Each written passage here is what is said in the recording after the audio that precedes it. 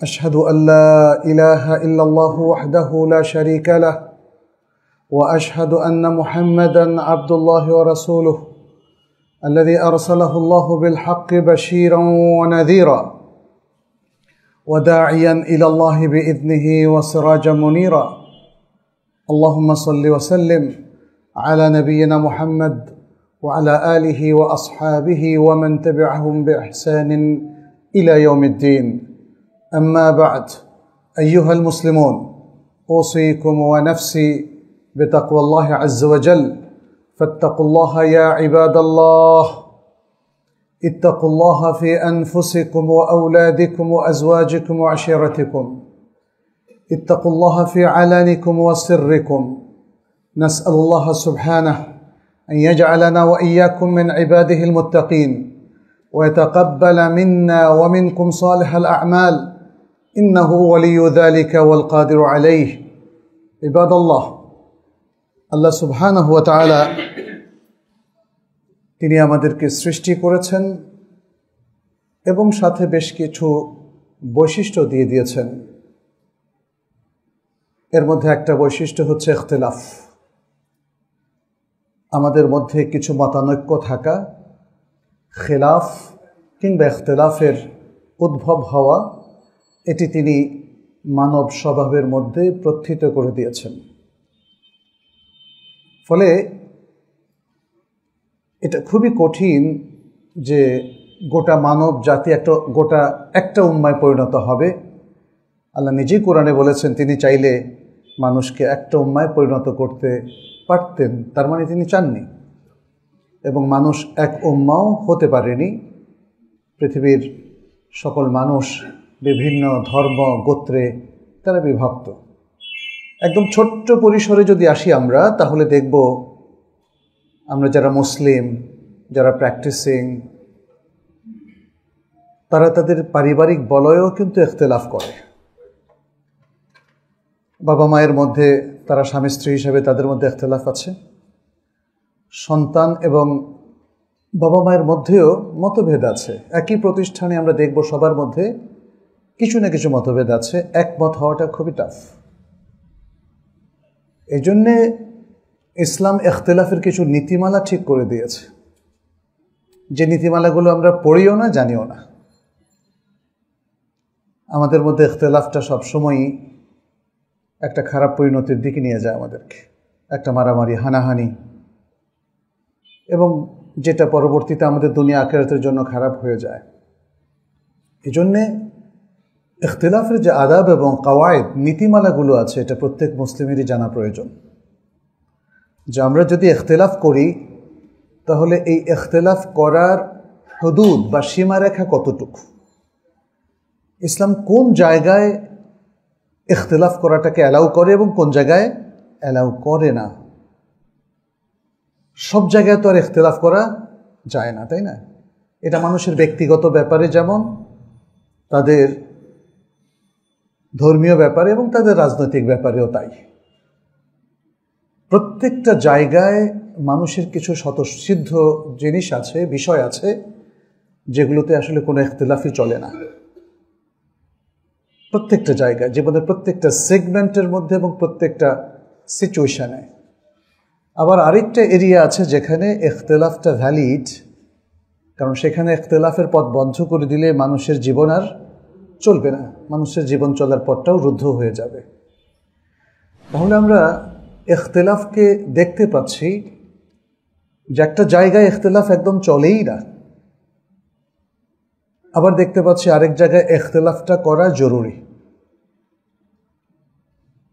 তাহলে সেগুলো তাহলে কি ধরনের, এগুলোর সাথে একটু পরিচিত হওয়া আমাদের প্রয়োজন। ইসলামী শরিয়া ইখতিলাফটাকে কিভাবে দেখছে, আর গোটা উম্মার মধ্যে আজকে ইখতিলাফটা কোন জায়গায় রয়েছে, এটা মনে একটু হাইলাইট করা দরকার, যে গোটা উম্মার মধ্যে ইখতিলাফটা ঠিক কোন জায়গায় ছড়িয়ে ছিটিয়ে আছে এবং এর পরিণতিটা কি হচ্ছে। আল্লাহ সুবহানাহু ওয়া তাআলা, আমরা সবাই জানি, তিনি এক আল্লাহর ইবাদতের দিকে আমাদেরকে আহ্বান করেছেন, তথা তাওহীদের দিকে। তাওহীদ মানে হচ্ছে একত্ববাদ, আল্লাহকে এক বলে স্বীকার করা। আর উম্মাকেও ঐক্যবদ্ধ করা এই একই আকীদার উপর। সুতরাং ইসলামের মূল এসেন্স এবং ফোকাস হচ্ছে আল্লাহ সুবহানাহু ওয়া তাআলার পক্ষ থেকে যা কিছু এসেছে সেটাকে ঘিরে উম্মাহ যেন ঐক্যবদ্ধ হয়। যেহেতু তিনি আমাদের উপর একটাই ওহী নাজিল করেছেন, আল্লাহর কালাম আল কোরআন, একটাই ভার্সন, একটাই মুসহাফ। আমরা বাইবেলের মধ্যে বিভিন্ন ভার্সন দেখি, কিংবা ধর্মগ্রন্থের মধ্যে মানুষ সেখানে বিকৃতি সাধন করেছে, কিন্তু কোরআন একদমই আলাদা। কোরআনের মধ্যে কেউ কোনো বিকৃতি সাধন করতে পারেনি। যারা দাবি করছে তারা মিথ্যা দাবি করছে। মুসলিম উম্মাহ সকলে একমত, আমাদের হাতে যে কোরআনটা আছে এটা হলো সেই কোরআন যেটি রাসূলুল্লাহ সাল্লাল্লাহু আলাইহি ওয়াসাল্লামের উপর নাজিল হয়েছিল। পাশাপাশি আমাদের নবী একজন, মুহাম্মদ সাল্লাল্লাহু আলাইহি ওয়াসাল্লাম, তিনি শেষ নবী। গোটা মুসলিম উম্মাহ এতে একমত।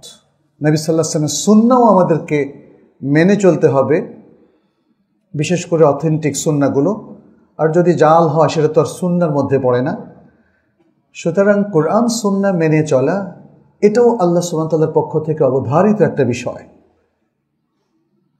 যেটি আল কোরআনে আল্লাহ তাআলা বলে দিয়েছেন, ওয়াতাসিমু বিহাবলিল্লাহি জামিআন ওয়া লা তাফাররাকু। হাবলুল্লাহ আই ওয়াহিউল্লাহ, আল্লাহর রজ্জু মানে আল্লাহর ওয়াহি। আল্লাহর ওয়াহিকে কেন্দ্র করে মুসলিম উম্মাহ ঐক্যবদ্ধ হবে। কিন্তু গোটা মুসলিম উম্মাহর অবস্থা আমরা যদি একটু পর্যবেক্ষণ করি তাহলে দেখব মনে হয় যেন ওহী নাযিল হয়েছে তাদেরকে পৃথক করার জন্য। আজকের যে সিচুয়েশন, সেখানে মুসলিম জীবনের এমন কোনো দিক বাকি নাই যেখানে মুসলিমরা ইখতিলাফ করে নাই। প্রত্যেকটা জায়গায়, আকীদার কোর জায়গাগুলোতেও প্রচুর ইখতিলাফ আপনি দেখবেন। এমনকি আল্লাহ কোথায় আছেন এটা নিয়েও বিশাল ইখতিলাফ। আল্লাহর আসমা সিফাত নিয়ে, যেগুলো আল্লাহ সুবহানাহু ওয়া তাআলা স্পষ্ট করে কোরআনে এবং সুন্নায় উল্লেখ করে দিয়েছেন। আমরা জানি আল্লাহর আসমা এবং সিফাত তাওকিফিয়া, ওহী নির্ভর, সে জায়গায়ও ইখতিলাফ। আল্লাহর প্রত্যেকটা সিফাত এটা কি হাকিকি নাকি তা'ওয়িল, কোনটা বোঝানো হয়েছে সেটা নিয়ে উম্মাহ ইখতিলাফ করছে। খুবই দুর্ভাগ্যজনক। ইখতিলাফ করছে ইবাদতের বিভিন্ন মাসআলা নিয়ে, ইখতিলাফ করছে ইভেন সালাতের ওয়াক্ত নিয়ে, ইখতিলাফ করছে হালাল হারামের বিভিন্ন বিষয় নিয়ে, ইখতিলাফ করছে মুআমালাতের বিষয়গুলো নিয়ে, ইখতিলাফ করছে সামাজিক বিষয়গুলো নিয়ে, এবং মুসলিমদের রাজনীতি নিয়েও কোনো জায়গায় বাকি থাকেনি। প্রত্যেকটা জায়গায় এমনভাবে আমরা ইখতিলাফটাকে ধারণ করছি যাতে মনে হয় আল্লাহ সুবহানাহু ওয়া তাআলা ইসলামকে দিয়েছেন যাতে আমরা ইখতিলাফ করি। কিন্তু এই জন্যই কি আসলে ইসলাম দিয়েছেন আল্লাহ সুবহানাহু ওয়া তাআলা? তিনি তো সূরা আল ইমরানের মধ্যে আমাদেরকে স্মরণ করে দিয়েছেন, ওয়াযকুরু নি'মাতাল্লাহি আলাইকুম ইয কুনতুম আ'দাআন ফাআল্লাফা বাইনা কুলুবিকুম ফাআসবাহতুম বিনি'মাতিহি ইখওয়ানা। স্মরণ করো তোমাদের উপর আল্লাহর নিয়ামতকে, যখন তোমরা ছিলে পরস্পর শত্রু, অতঃপর আল্লাহ তোমাদের হৃদয়গুলোতে ভালোবাসা ঢেলে দিলেন আর তোমরা হয়ে গেলে পরস্পর ভাই ভাই। কি চমৎকার! ঠিক এই আদলেই তো আল্লাহ তাআলা মুসলিম উম্মাহকে ঐক্যবদ্ধ করেছিলেন রাসূলুল্লাহ সাল্লাল্লাহু আলাইহি সাল্লামের নবুয়ত এবং রিসালাতের ছায়াতলে নবী সাল্লাল্লাহু আলাইহি সাল্লামের নেতৃত্বে। মুসলিমরা সত্যি ঐক্যবদ্ধ হয়েছিল এবং আজও সেটি আমাদের জন্য মডেল। আমাদের ফোকাসটা নষ্ট হয়ে গেছে। আজকের যে মুসলিম সমাজের শিক্ষা দীক্ষা, কৃষ্টি, কালচার কিংবা সভ্যতা, ইসলামের ফোকাস সেখানে নেই। কিন্তু ফলে মুসলিমদের পক্ষে ঐক্যবদ্ধ থাকা আর সম্ভব হয় নাই।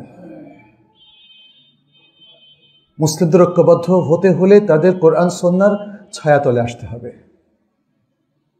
কোরআন সুন্নাহর ইলমটাকে অর্জন করতে হবে। কোরআন সুন্নাহ আর কিছু নয়, শুধু ইলম।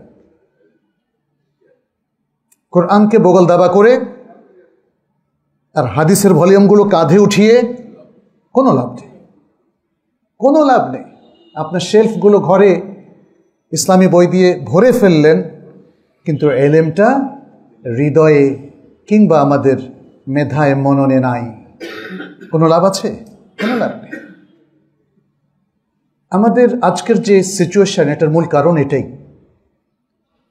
আমরা এলেমকে ধারণ করি না, আমরা কোরআন সুন্নাহর জ্ঞানগুলোকে অর্জন করি না, ফলে সেগুলোকে আমলে কনভার্ট করা এটা আমাদের জন্য দুরূহ ব্যাপার।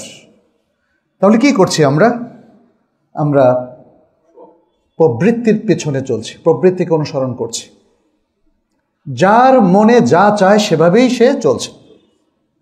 এর উপর মরার উপরে খাড়ার গা হচ্ছে পাশ্চাত্য সভ্যতার প্রভাব এবং তাদের কৃষ্টি, কালচার, তাদের বানানো নানা ধরনের মতবাদ আজকে আমাদের গবেষণার বিষয়।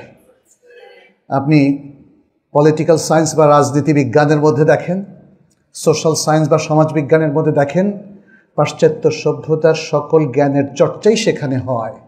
আজকে মুসলিম ইউনিভার্সিটিগুলোতে কিংবা আমাদের গবেষণাগারে, সেখানে ইসলামের অবস্থানটা কোথায়? আজকে আমরা হয়ে গেছি এমন এক জাতি যারা তাদের ঐতিহ্যকে অস্বীকার করছে, এমন একটা সম্প্রদায় যারা তাদের আসলকে ধারণ করছে না। তাদের জ্ঞানের যে ভাণ্ডারটা আছে সেটাকে তারা নিজেদের জীবন থেকে সরিয়ে দিয়েছে, ফেলে দিয়েছে। এইভাবে তো আসলে সেই ফলাফল পাবো না আমরা কোরআন সুন্নাহর মাধ্যমে এবং ইসলামের মাধ্যমে যেই ফলাফলটা পেয়েছিলেন নবী সাল্লাল্লাহু আলাইহি সাল্লাম এবং তার নেতৃত্বে সাহাবায়ে কেরাম। একই ফলাফল পেতে হলে একই স্টাইলে কাজ করতে হবে, একই আদর্শকে ধারণ করতে হবে, একই আকীদাকে নিজেদের মননে মেধায় স্থান দিতে হবে। আমি আমেরিকান আইডিওলজি মাথায় রেখে আমি তো ইসলাম নিয়ে কিভাবে চলবো বলেন? আবার ইসলামিক আইডিওলজি নিয়ে ওয়েস্টার্ন সিস্টেমে আসলে চলা যাবে না, এখানে কন্ট্রাডিকশন আছে। ফলে ইখতিলাফগুলো আমাদের এভাবে তৈরি হয়েছে, অথচ আমরা টের পাইনি, আজও টের পাচ্ছি না। আজও যা কিছু হচ্ছে আমাদের এই বাংলাদেশের কথাই ধরেন, মুসলিমরা কিন্তু সচেতন হচ্ছে না, আর আমরাও তাদেরকে সচেতন করতে ব্যর্থ হচ্ছি। কারণ মানুষ সচেতন হয় শিক্ষার মাধ্যমে, মানুষ সচেতন হয় ইলমি মুহাওয়ালার মাধ্যমে। এলেম এবং একাডেমিক যে ইফোর্টগুলো আছে এগুলোকে যদি সার্বজনীন করে দেওয়া যায়, প্রত্যেক ঘরে ঘরে যদি এলেমের বাতি জ্বালিয়ে দেওয়া যায় এবং প্রত্যেক মানুষকে যদি এলেম দিয়ে আলোকিত করা যায়, জ্ঞানী করা যায়, জ্ঞানে সমৃদ্ধ করা যায়, তাহলে শুধু আসলে এই সমাজে পরিবর্তন আসতে পারে। এছাড়া স্বভাব তো এখন অলরেডি নষ্টই হয়ে গেছে। মানুষের স্বভাব ভালো হওয়ার জন্য প্রথম দরকার হচ্ছে জ্ঞান, কারণ তার মাথায় জ্ঞানই সবচেয়ে বেশি প্রভাবশালী। সে জ্ঞানের কারণেই মাথায় যে মাইন্ডসেটটা করবে ওইভাবে সে জীবনকে সাজাবে। আমরা এখন একটু আসি যে ইখতিলাফের ব্যাপারে আসলে ইসলাম কি বলছে। ইখতিলাফ নিয়ে আসলে অনেক আলোচনা। আমরা দেখি যে ইখতিলাফের মধ্যে কিছু আছে মামদুহ, নন্দিত, কিছু আছে মাযমুম, নিন্দিত। তাহলে নন্দিত ইখতিলাফটা কি? নন্দিত বলতে আমি বোঝাচ্ছি যেটা রেকমেন্ডেড, যেটা অ্যালাউড ইন ইসলাম। কখনো কখনো সে ইখতিলাফটা হয়তো আমাদের কাছে আকাঙ্ক্ষিত হতে পারে। আর নিন্দিত হচ্ছে যে ইখতিলাফের পরিণতি মুসলিম উম্মাহ খুব খারাপভাবে ভোগ করে, যেটা আমাদেরকে খারাপের দিকে নিয়ে যায়, হানাহানির দিকে নিয়ে যায়, লাগালাগি, মারামারি এবং বিভক্তির দিকে নিয়ে যায়, সর্বোপরি ইসলাম থেকে দূরে সরিয়ে নিয়ে যায়। ইখতিলাফকে আমরা দেখি যে ইসলাম যেভাবে, কোরআন যেভাবে উপস্থাপন করেছে, ইখতিলাফ মানে বিপরীত কোনো কিছু নয়, তবে ভিন্নতা। ইখতিলাফ এর একটা অর্থ হচ্ছে বৈচিত্র্যময়। আরবিতে দুটো শব্দ আছে, একটা হচ্ছে যিদ্দুন আর একটা হলো খিলাফুন। যিদ্দুন হচ্ছে অপোজিট, সবসময় বিপরীত অর্থ। আর ইখতিলাফ কিন্তু বিপরীতটাও ইখতিলাফ, বিপরীত ছাড়াটাও ইখতিলাফ হতে পারে। সুতরাং ইখতিলাফের পরিধি এবং স্কোপটা অনেক বড়। তো এখানে আমরা দেখি যে আল কোরআন বিভিন্ন সূরাতে ইখতিলাফের কথা তুলে ধরেছে। সূরা মারিয়ামের মধ্যে ফাখতালাফাল আহজাবু মিন বাইনিহিম, দলগুলো তাদের নিজেদের মধ্য থেকে ইখতিলাফ করেছে। সূরা হুদের মধ্যে আল্লাহ তাআলা বলছেন ওয়ালা ইয়াজালুনা মুখতালিফিন, তারা এখনও ইখতিলাফ করেই চলেছে। সূরা আদ-দারিয়াতের মধ্যে আল্লাহ তাআলা বলছেন ইন্নাকুম লাফি কাউলিন মুখতালিফ, নিশ্চয়ই তোমরা একটা ভিন্ন কথার মধ্যে রয়েছ। তারপরে সূরা ইউনূসের মধ্যে আল্লাহ তাআলা বলছেন, ইন্না রাব্বাকা ইয়াকদি বাইনাহুম ইয়াওমাল কিয়ামাতি ফীমা কানু ফীহি ইখতালিফুন। তারা যেই জিনিসটা নিয়ে ইখতিলাফ করছে, ইসলামের কোর কোনো বিষয় নিয়ে অথবা কিয়ামত নিয়ে, হবে কি হবে না, বা আখিরাত আছে কি নেই ইত্যাদি বিভিন্ন বিষয় নিয়ে যে তারা ইখতিলাফ করছে, কিয়ামতের দিন আল্লাহ বা তোমার রব সেই বিষয়ে তাদের মধ্যে সমাধান করে দিবেন, মীমাংসা করে দিবেন। সূরা নাবা শুরুতেও তো আল্লাহ তাআলা বলছেন, তাই না, আনিন নাবাইল আযীম, তারপরে কি, আল্লাযীনা হুম ফীহি মুখতালিফুন। নাবাউল আযীম, নাবাউল আযীম হচ্ছে কিয়ামত। এই বিষয়টা নিয়েও দেখেন মানুষ ইখতিলাফ করছে। আমাদের দুর্ভাগ্য যে দেখেন এই যে ইখতিলাফের একটা টেন্ডেন্সি যে শুরু হলো, এটাকে রোধ করা দরকার ছিল সঠিক জ্ঞানের চর্চার মধ্য দিয়ে, বাট সেটা রোধ করা যায়নি। ফলে ইসলামের প্রায় প্রত্যেকটা বিশুদ্ধ এবং প্রমাণিত বিষয়গুলো নিয়েও আজও ইখতিলাফ চলছে। প্রত্যেকটা বিষয় নিয়ে ইখতিলাফ চলছে। এটা আমাদের জন্য দুর্ভাগ্যজনক।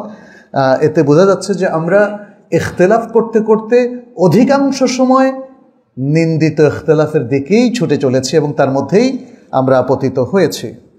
আচ্ছা, এখন যেই ইখতিলাফগুলো, এটাকে তো দুটো বললামই, তাহলে ইখতিলাফগুলোকে উলামায়ে কেরাম দুভাগে ভাগ করেছেন। একটা ইখতিলাফ হচ্ছে যার পেছনে প্রভাবক হিসাবে কাজ করে ডিজায়ার, প্রবৃত্তি। প্রবৃত্তি যে ইখতিলাফের দিকে ঠেলে দেয়, এখানে প্রবৃত্তির মধ্যে আছে ইমোশন, আবেগ, তাই না, জেদ, রাগ, ক্ষোভ, এগুলো সবই কিন্তু হাওয়ার অংশ। হাওয়া, হাওয়া মানে হচ্ছে ডিজায়ার, প্রবৃত্তি, মন যা চায়। আপনি রেগে গেলেন কারণ আপনি এখানে বুদ্ধিকে কাজে লাগান নাই, আপনার ইমোশন এবং প্রবৃত্তির আপনি অনুসরণ করেছেন, প্রবৃত্তির দাস হয়ে গেছেন আপনি। আপনি আরেকজনের হক নষ্ট করলেন। যদি বিবেককে সচল রাখতেন, বিবেক বলতো না, অন্যের হক নষ্ট করা যাবে না, এটা তো আল্লাহর নির্দেশ তো আছে, তার বাইরেও। তাহলে ইখতিলাফের বৃহৎ অংশ বাস্তবায়ন হয় প্রবৃত্তির অনুসরণ করার মধ্য দিয়ে বা প্রবৃত্তির দাসত্ব করার মধ্য দিয়ে। আবার অন্য কথা এটাও বলতে পারি, প্রবৃত্তির পূজা করার মধ্য দিয়ে। আল্লাহ সুবহানাহু ওয়া তাআলা তো কোরআনে বলেছেন, আফারাআইতা মান ইত্তাখাযা ইলাহাহু হাওয়া, তুমি কি সেই ব্যক্তিকে দেখেছ যে তার নিজের প্রবৃত্তিকে তার ইলাহ বানিয়ে নিয়েছে, তার ইলাহ মাবুদ বানিয়ে নিয়েছে। অর্থাৎ একজন ব্যক্তি যেমন তার রবের এবং তার মাবুদের অনুসরণ করে, তার ইলাহের অনুসরণ করে প্রত্যেকটা জায়গায়। ইবাদা মানে হচ্ছে নিরঙ্কুশভাবে আনুগত্য করা, এটা ইলাহের করার কথা ছিল, এখন সে প্রবৃত্তির করছে, তাহলে তার প্রবৃত্তি হয়ে গেছে তার ইলাহ। ফলে প্রবৃত্তিকে সে ইলাহের জায়গা, আল্লাহর জায়গায় বসানোর কারণে এখন সে আল্লাহর সাথে পাল্লা দিচ্ছে, তার প্রবৃত্তি এখন আল্লাহর সাথে পাল্লা দিচ্ছে। অথচ কেউ কিন্তু এভাবে ভাবেনি, অথচ ঘটনা তো এটাই ঘটছে, সে আল্লাহর সাথে পাল্লা দিচ্ছে। আল্লাহ বলছেন এটা করো না, সে বলছে আমি করব। আল্লাহ বলছেন ও আকিমুস সালাহ, সালাত পড়ো, সে বলছে আমি পড়বো না, এটা আমার ব্যক্তিগত কনসার্ন, ব্যাপার। আল্লাহ বলছেন ও আহাল্লাহুল বাইআ ও হাররামার রিবা, সে বলছে আমি সুদ খাবো, সুদ দেব, এই সুদে কোনো সমস্যা নাই। আল্লাহ বলছেন ঘুষ খেও না, সে বলছে ঘুষই তো মজা, তাই না? এভাবে জেনা, ব্যভিচার থেকে আরম্ভ করে এই যে পাশ্চাত্যের বয়ফ্রেন্ড গার্লফ্রেন্ড কালচার থেকে আরম্ভ করে কত কিছু আমাদের সমাজে প্রচলিত হলো, এখনো প্রচলিত হওয়ার অপেক্ষায় বা আইন সিদ্ধ হওয়ার অপেক্ষায় আছে কিনা বলেন? সেক্সুয়াল মাইনরিটিজের ইস্যুগুলো খুব দ্রুতই এদেশে পাশ হতে যাচ্ছে, যদি না এদেশের জনগণ সচেতন হয়। এভাবেই দেখেন একের পর এক ভয়াবহ হারামগুলো এখানে মুসলিম সমাজ, মুসলিম দেশ হওয়া সত্ত্বেও এখানে আইন সিদ্ধ হচ্ছে, আর আমরা নির্বিকার বসে আছি, একটু প্রতিবাদও করছি না। তার আগে হয়তো জিনিসটা বুঝে উঠতে পারছি না, কারণ আমরা অচেতন হয়ে গেছি, জ্ঞানের সত্যিকার চর্চা আমাদের নেই। এখানে দেখেন এই যে বিষয়গুলো, প্রবৃত্তির অনুসরণ করে ইখতিলাফ করা, এটা কি প্রবলভাবে আল্লাহ সুবহানাহু ওয়া তাআলা সমালোচনা করেছেন। সূরা আল বাকারার মধ্যে বলেছেন, আফাকুল্লামা জাআকুম রাসূলুম বিমা লা তাহওয়া আনফুসুকুম ইস্তাকবারতুম ফাফারিকান কাযযাবতুম ওয়া ফারিকান তাকতুলুন। কি ভয়াবহ অপরাধ যজ্ঞে সম্পৃক্ত হয়েছে মানুষেরা, দেখেন সেটি আল্লাহ তাআলা এখানে তুলে ধরেছেন।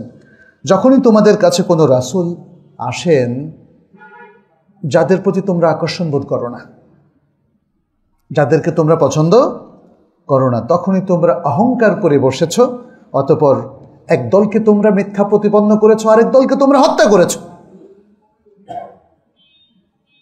কি ভয়ঙ্কর! পৃথিবীর শ্রেষ্ঠ মানুষ হচ্ছে আম্বিয়া এবং রসুল, আর এই মানুষেরা যখন আবেগ দ্বারা তাড়িত হয়েছে, প্রবৃত্তির অনুসরণ করেছে, তারা যে শুধু মিথ্যা প্রতিপন্ন করেছে তা না, তারা একদল নবীকে হত্যাও করেছে।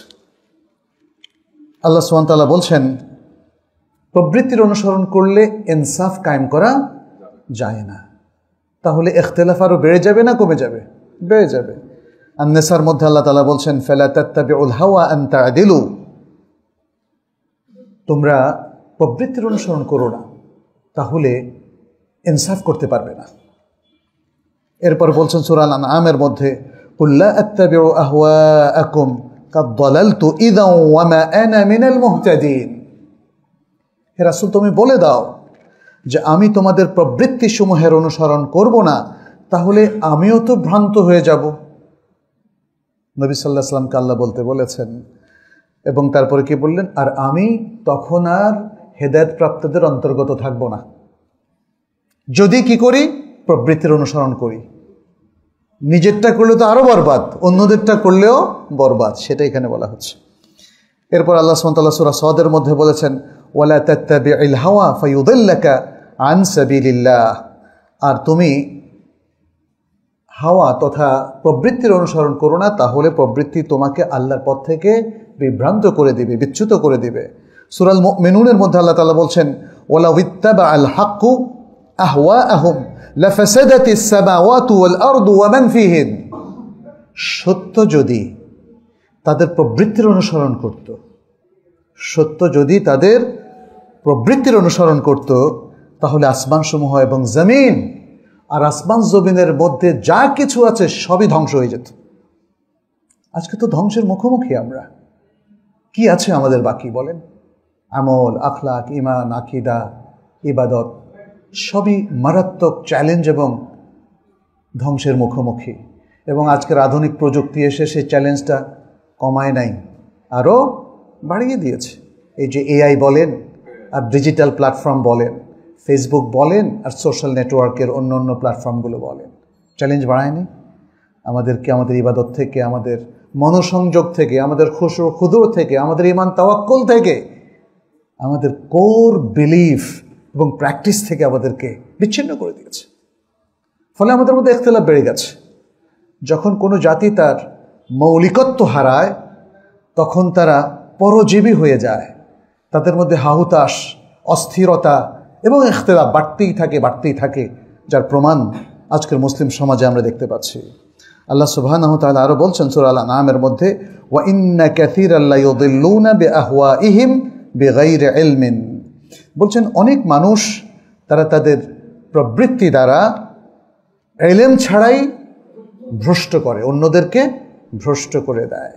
আজকে দেখেন যারা গাইড হিসেবে কাজ করছে মুসলিম এই সমাজের মধ্যে, যারা আমাদের কারিকুলাম রচনা করছে, যারা আমাদের সংবাদপত্রের খবর পরিবেশন করছে, যারা আমাদের পলিসি এবং স্ট্র্যাটেজি রাষ্ট্রের কিংবা সমাজের অথবা আমাদের জাতির জন্য তৈরি করছে, তারা কি জ্ঞানের আলোকে সেটা করছে? আল্লাহ বলছেন বেগাইর ইলম, সেখানে জ্ঞানের কোনো স্থান নেই। এই যে সংস্কার করলেন আপনারা, এর মধ্যে জ্ঞান কি ছিল? ইসলামিক জ্ঞানের কোনো অ্যাক্সেস কি সেখানে ছিল? তাহলে এটা হলো, তাহলে কি দিয়ে করেছেন আপনারা?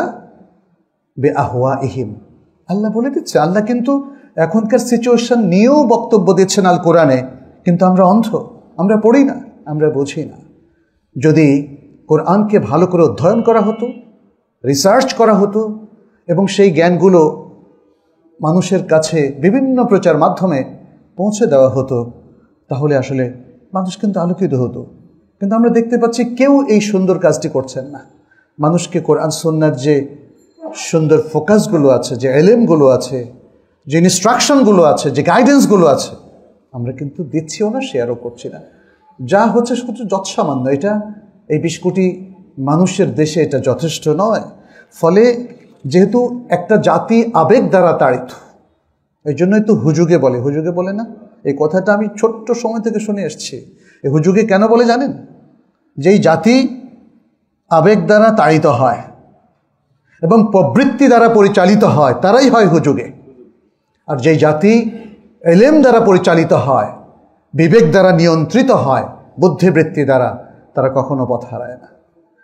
কারণ আমরা এর আগেও বলেছি, আবেগকে নিয়ন্ত্রণ করতে হবে বুদ্ধি দ্বারা, আর বুদ্ধিকে নিয়ন্ত্রণ করতে হবে এলেম দ্বারা। তাহলে আবেগ এবং বুদ্ধি এবং এলেম, এই তিনটির সঠিক এই যে ক্রনোলজি যদি আমরা ফলো করি, তাহলে প্রত্যেকটাই আমাদেরকে পজিটিভ রেজাল্ট দিবে।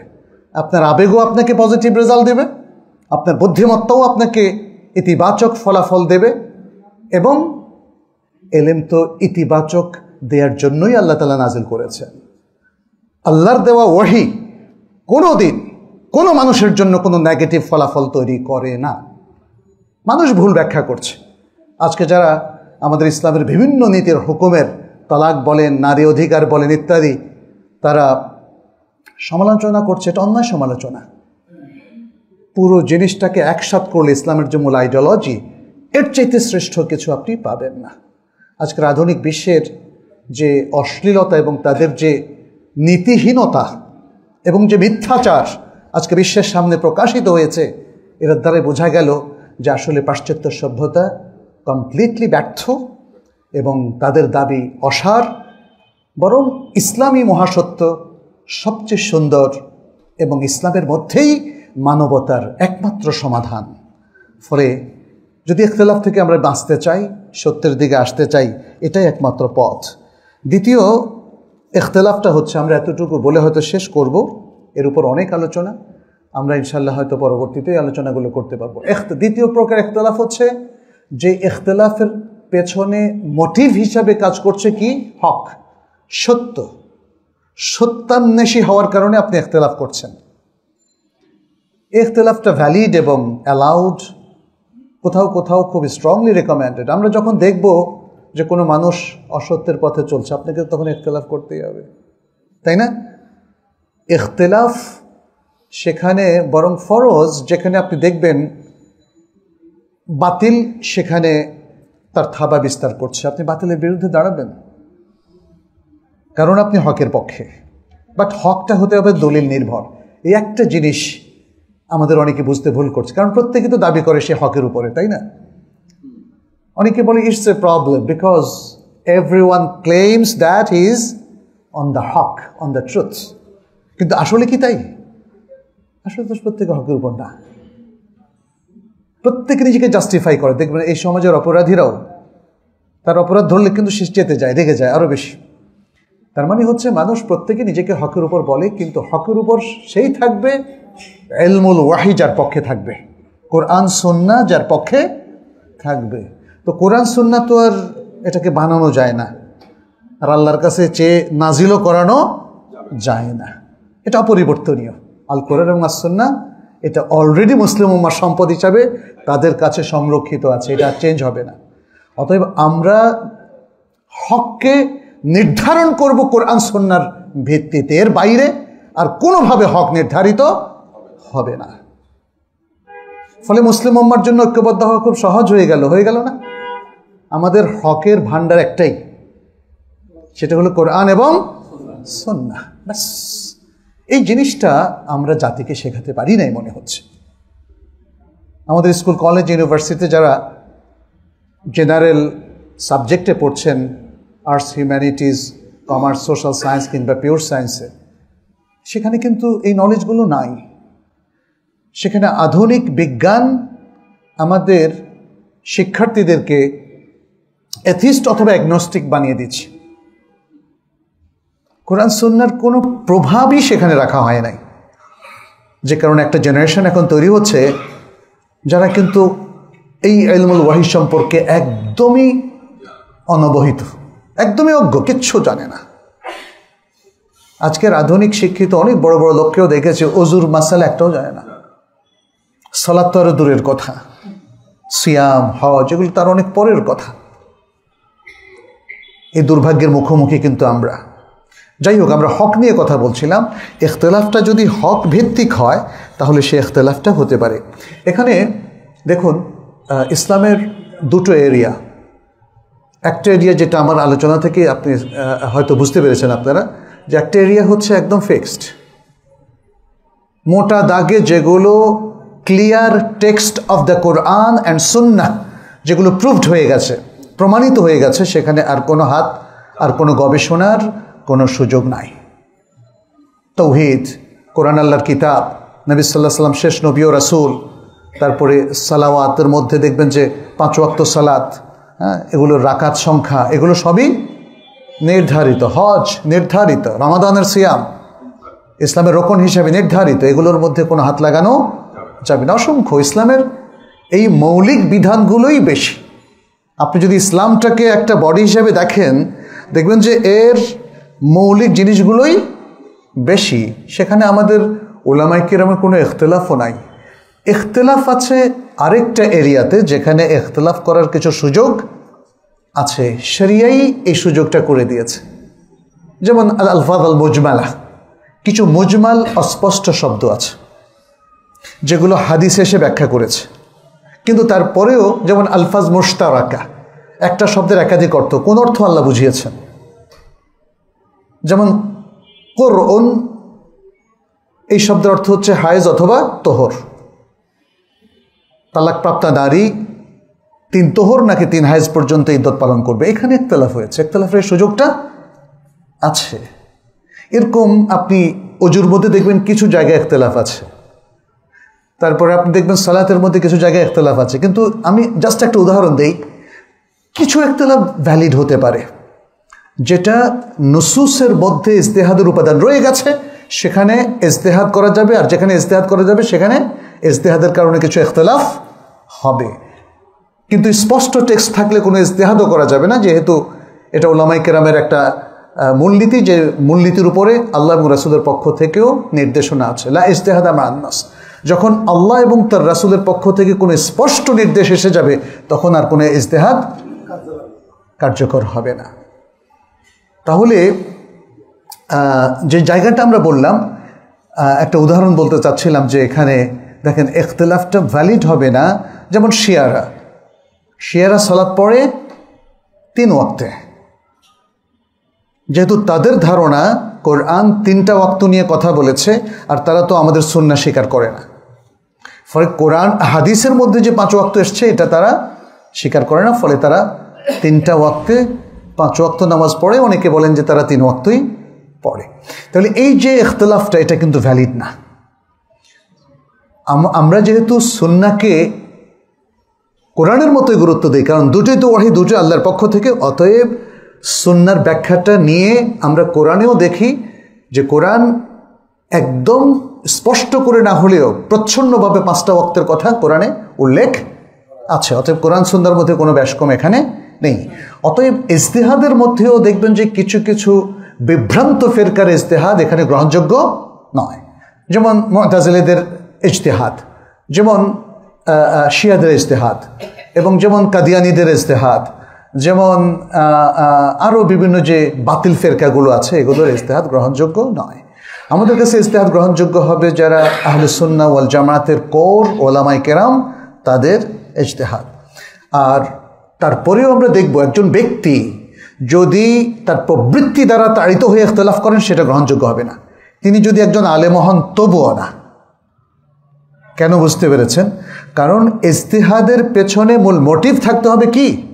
ইত্তিবাউল হক, হকের অনুসরণ। হকের অনুসরণের একটা মেথোডোলজি আছে, একটা পদ্ধতি আছে। আপনি একটা জাল হাদিস নিয়ে এসে দলিল দিলেন, এটা কি হকের ইত্তিবা হবে? আপনাকে অবশ্যই কোরআন সুন্নাহর বিশুদ্ধ দলিল বিশুদ্ধভাবে প্রয়োগ করেই আপনাকে পেশ করতে হবে, তখনই সেটা হকের ইত্তিবা হবে, এবং তখন তার ভিত্তিতে যে ইখতিলাফটা আসবে সেটা গ্রহণযোগ্য হবে। ইখতিলাফের বেশ কিছু আদব আছে।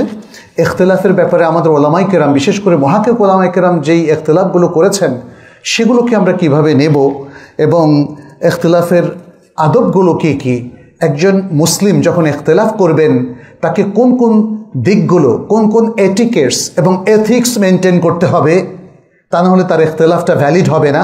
আমরা সেটা নিয়ে পরবর্তী খুতবা আলোচনা করব ইনশাআল্লাহ। আল্লাহ যেন আমাদেরকে বোঝার তৌফিক দান করেন। আল্লাহ যেন অনাকাঙ্ক্ষিত ইখতিলাফ থেকে আমাদেরকে উদ্ধার করেন। আমাদের ইখতিলাফও যেন আমাদের ঐক্যের দিকে ঠেলে দেয়। আমরা যেন কোরআন সুন্নাহ ভিত্তিক এবং হকের ইত্তেবা'র ভিত্তিতে ঐক্যবদ্ধ মুসলিম উম্মায় পরিণত হতে পারি। আল্লাহর কাছে সেই দোয়া কামনা করছি। আকুলু কাউলি হাদা ওয়া আস্তাগফিরুল্লাহ লি ওয়া লাকুম ওয়া লিসাইরিল মুসলিমিন ফাস্তাগফিরুহু ইন্নাহু হুয়াল গফুরুর রহিম। আলহামদুলিল্লাহি রাব্বিল আলামিন والصلاة والسلام على نبينا محمد وعلى آله وأصحابه الطيبين الطاهرين ومن تبعهم بإحسان إلى يوم الدين. أما بعد، أيها المسلمون، اتقوا الله، فإن التقوى وصية الله للأنبياء والمرسلين ولجميع المؤمنين، واتبعوا سنة نبيكم في جميع أموركم وشؤونكم.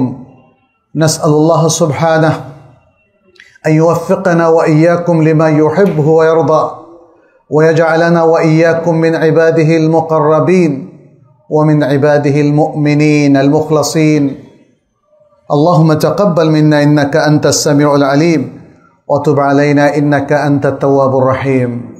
عباد الله، اختلاف নিয়ে আমরা কিছু কথা বলছিলাম। পরবর্তী গুরুত্বপূর্ণ আলোচনা আমরা পরবর্তী কোনো এক খুতবায় আমরা আলোচনা করব ইনশাআল্লাহ। আজকে পারিবারিক বলয়ে শুধু ইখতিলাফের কিছু কথা বলি। সেটি হচ্ছে যেটা আমরা বললাম যে আল্লাহ সুবহানাহু ওয়া তাআলা মানব স্বভাবের মধ্যে ইখতিলাফের উপাদান রেখে দিয়েছেন।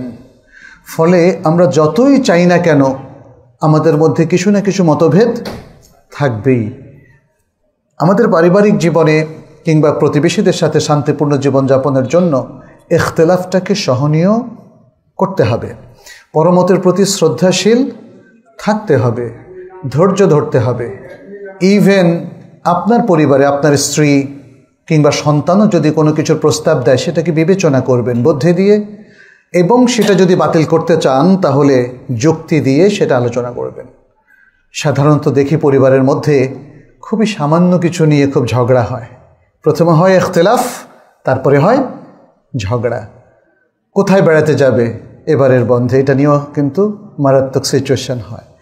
আবার দেখা গেল যে বাসায় কিভাবে ডেকোরটা করবে, রান্না বাড়া, এগুলো নিয়েও কিন্তু মারাত্মক ইখতিলাফ হয় এবং শেষ পর্যন্ত হাতাহাতি তালাক পর্যন্ত এটা গড়ায়।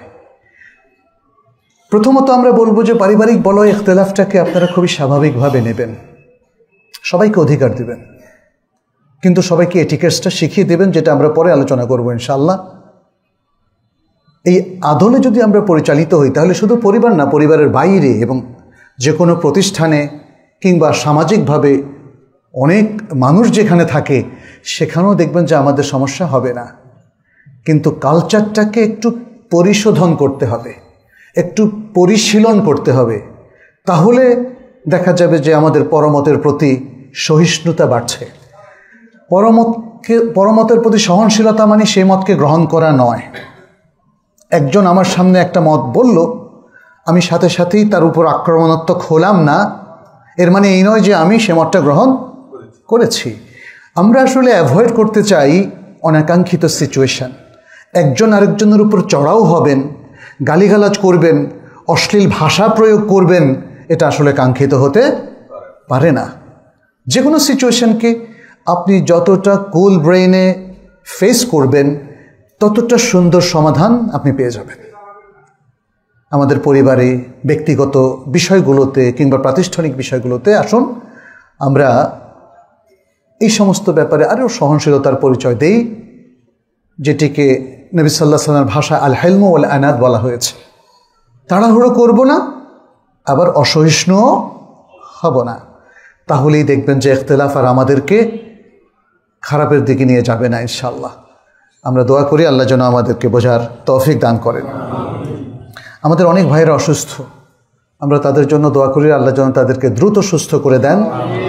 প্রতিবারে আমাদের কাছে অনেকে দোয়া চাইতে আসেন, বিশেষ করে আমাদের এই মসজিদের অন্যতম একজন খতিব ফদিলাতুল শেখ ডক্টর মোহাম্মদ সাইফুল্লাহ, ইতিমধ্যে তার হার্টের কিছু অপারেশনও হয়েছে এবং তিনি এখন মোটামুটি ভালো আছেন। তারপরে আল্লাহ যেন তাকে সুস্থ করে দেন, আমরা দোয়া করি। আমাদের সকল মুসলিম ভাই বোনদের জন্য আমরা দোয়া করছি, যারা হসপিটালে আছে অসুস্থ অবস্থায় কিংবা বাসায় অসুস্থ অবস্থায় আছে, সবার জন্য আমরা দোয়া করছি আল্লাহ যেন তাদেরকে সুস্থ করে দেন অতি দ্রুত। যারা বিপদগ্রস্ত আছেন, সমস্যাগ্রস্ত, অভাব অনটন সহ নানামুখী সমস্যা যাদের আছে, আমরা দোয়া করি আল্লাহ যেন তাদেরকে বিপদ থেকে রক্ষা করেন, সমস্যা দূর করে দেন, অভাব দূর করে দেন। আমাদের সকল মুসলিম ভাই বোনেরা পৃথিবীর বিভিন্ন দেশে কঠিন অবস্থায় আছে। আমাদের চোখের সামনে যেটা দেখছি সেটা হলো ফিলিস্তিনি ভাইয়েরা দীর্ঘদিন বছরের পর বছর ধরে তারা কঠিন অবস্থায় আছেন। বিশেষ করে বিগত 1 বছর ধরে গাজার মুসলিম ফিলিস্তিনি ভাইদের উপর অত্যাচার এর সীমারেখা পৃথিবীর সকল ইতিহাসকে অতিক্রম করেছে। আল্লাহ যেন তাদের সহায় হন। যারা ঈমান নিয়ে ইন্তেকাল করেছেন আল্লাহ যেন তাদের শাহাদাত কবুল করেন, আমরা সে দোয়া করছি। যারা জীবিত আছেন তারা যেন ঈমান, আমল এবং ইবাদতের উপর থাকতে পারেন, মাথা উঁচু করা মুসলিম হিসাবে সারা বিশ্বের সামনে পরিচয় দিতে পারেন, আমরা সে দোয়া করছি। আমরা দোয়া করছি আমাদের চীনের মুসলিম ভাই বোনদের জন্য, যারা উইঘরে নির্যাতিত হিসাবে আছেন।